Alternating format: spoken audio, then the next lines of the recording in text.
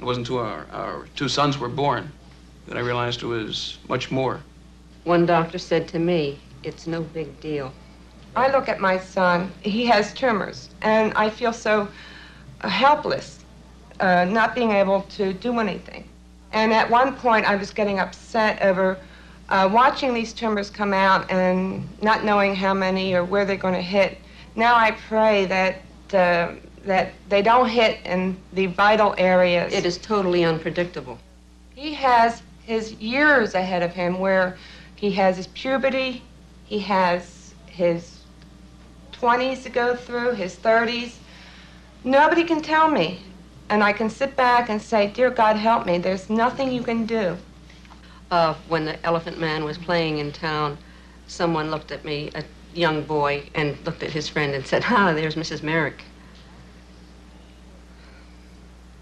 All of us know how important touch is. When people touch you, like that, how does it feel? Does it hurt physically sometimes? Yes, it hurts when they touch me. It depends where they touch me or how hard they touch me, it hurts. Sometimes I want to hug somebody, but looking like I am, I'm afraid to because I don't know how they will react. What are you afraid will happen, Porter? They will be repulsed. I've had people look at me and back away in horror.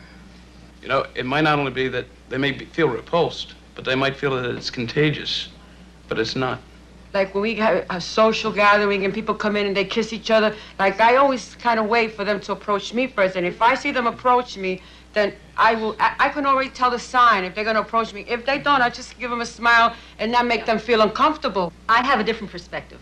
I'm a parent. I don't have NF myself. But as I was listening to you and to Porter and to June before, and especially to June before, I had another thought. And it was that all of us, my daughter and you and June and Porter, are bigger than NF.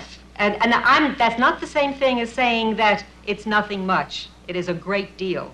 But I know that if I give in to the anxiety, I could not live a contributing, happy life, and my daughter can't either. And so you have to go beyond that. My daughter is more than her neurofibromatosis. All of us are. And the fact that we are here and functioning and working shows this. The legacy of the Elephant Man. The tragic life of the Elephant Man has attracted the attention of the world to his disorder. The importance of research on neurofibromatosis extends far beyond the fact that 100,000 people have this disorder. The incidence of mental retardation, epilepsy, and cancer, three very common health problems in the United States, are much higher in people with neurofibromatosis than in the normal population.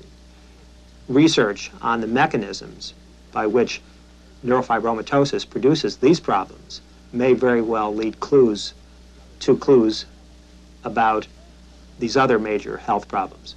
The first purpose is to provide information. Joan Rudd is president of the National Neurofibromatosis Foundation. In the 100 years since Dr. von Recklinghausen first described neurofibromatosis, scant little has been learned about the disorder. Whatever progress, whatever information was learned about neurological diseases in general, there was no way for communication to be promoted internationally readily. The foundation seems to have filled that need. Doctors from all over the country and all over the world in all specialties have a structure within which to communicate.